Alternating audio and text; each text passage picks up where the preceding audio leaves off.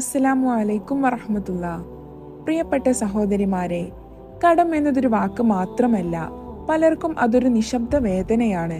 പുറത്ത് ചിരിച്ചു നടക്കുമ്പോഴും അകത്ത് മനസ്സിന്റെ ഭാരം കൊണ്ട് കുഴയുന്ന അവസ്ഥ. പക്ഷെ വിശ്വാസിക്കൊരു വലിയ ആശ്വാസമുണ്ട്. ഏത് പ്രശ്നത്തിനും, അതും കടം പോലുള്ള ഭാരമുള്ള പ്രശ്നത്തിനും അള്ളാഹു വഴി തുറക്കാൻ ദുആകൾ പഠിപ്പിച്ചിട്ടുണ്ട്. ഇന്ന് നമ്മൾ സംസാരിക്കാൻ പോകുന്നത് നബി സല്ലല്ലാഹു അലൈഹി വസല്ലമ പഠിപ്പിച്ച കടം ഒഴിവാകാൻ സഹായിക്കുന്ന ഒരു ശക്തമായ ദുആയെക്കുറിച്ചാണ്. ഈ ദുആ വെറും വായിച്ചു പോകാനുള്ള വാക്കുകളല്ല, ഹൃദയം കൊണ്ട് ചൊല്ലിയാൽ ജീവിതം മാറ്റാൻ കഴിയുന്ന ഒരു പ്രാർത്ഥനയാണ്. ഇന്നത്തെ കാലത്ത് കടമില്ലാതെ ജീവിതം നയിക്കുന്നത് എളുപ്പമല്ല. വീട് വാങ്ങാൻ കടം, ബിസിനസ് തുടങ്ങാൻ കടം, ചികിത്സയ്ക്കായി കടം, പഠനത്തിനായി കടം എന്നിങ്ങനെ കാരണം എന്തായാലും കടം മനസ്സിന് സമാധാനം ഇല്ലാതാക്കും. ഇസ്ലാം കടത്തെ വളരെ ഗൗരവത്തോടെ കാണുന്നു. ഒരു വിശ്വാസിയുടെ കടം അവന്റെ മരണത്തിന് ശേഷവും ഉത്തരവാദിത്വമായി നിലനിൽക്കും എന്ന് പണ്ഡിതർ നമ്മോട് ഓർമ്മിപ്പിച്ചിട്ടുണ്ട്. അതുകൊണ്ട് തന്നെ നബി സല്ലല്ലാഹു അലൈഹി വസല്ലമ നമ്മെ പഠിപ്പിച്ചത് കടത്തിൽ നിന്ന് രക്ഷപ്പെടാൻ അള്ളാഹുവിനോട് സഹായം ചോദിക്കണം എന്നതാണ്. കാരണം മനുഷ്യൻ ശ്രമിക്കുമ്പോൾ വഴി തുറക്കേണ്ടത് അള്ളാഹുവാണ്. ദുആ ഇതാണ്: അല്ലാഹുമ്മ ക്ഫിനി ബിഹലാലിക അൻ ഹറാമിക വഅഅ്നിനി ബിഫളിലിക അമ്മൻ സിവാക്.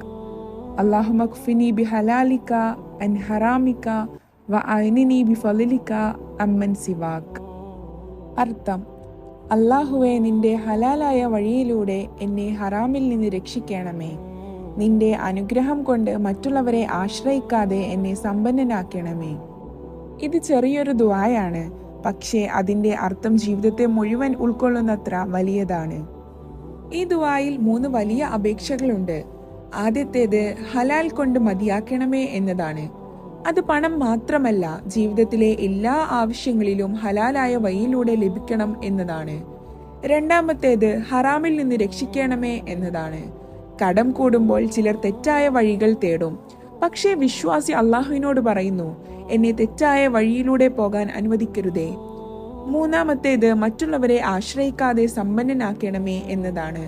ഇത് വലിയൊരു വാക്കാണ്. ഇത് ധനികനാക്കുക എന്നതിലുപരി ഹൃദയം സമ്പന്നനാക്കുക എന്നതും ഉൾക്കൊള്ളുന്നു. മനസ്സിൽ സമാധാനം ഉണ്ടെങ്കിൽ അതാണ് യഥാർത്ഥ സമ്പത്ത്. ഇനി ഈ ദുആ എപ്പോഴൊക്കെ ചൊല്ലാം എന്നത് നോക്കാം. 1. ഫർള് നിസ്കാരത്തിന് ശേഷം ശാന്തമായി ഇരുന്ന് ചൊല്ലാം.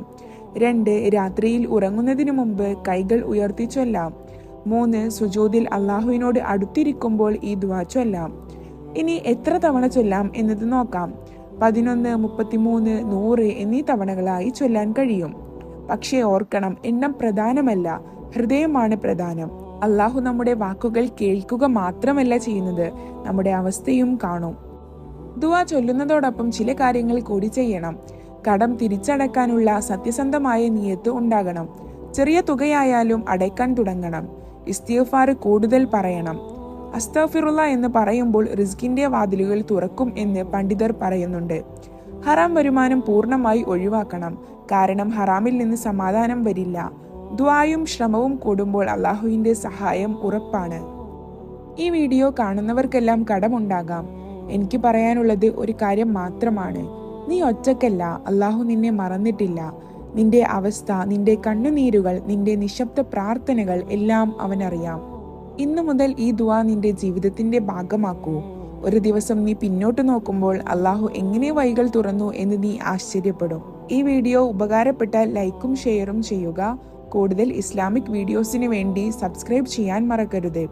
അള്ളാഹു നമ്മുടെ എല്ലാ കടങ്ങളും ഒഴിവാക്കി ഹലാലായ റിസ്ക് നൽകി സമാധാനമുള്ള ജീവിതം നൽകട്ടെ. ആമീൻ ആമീൻ ആമീൻ യാ റബ്ബൽ ആലമീൻ. അസ്സലാമു അലൈക്കും വറഹ്മത്തുള്ളാഹി.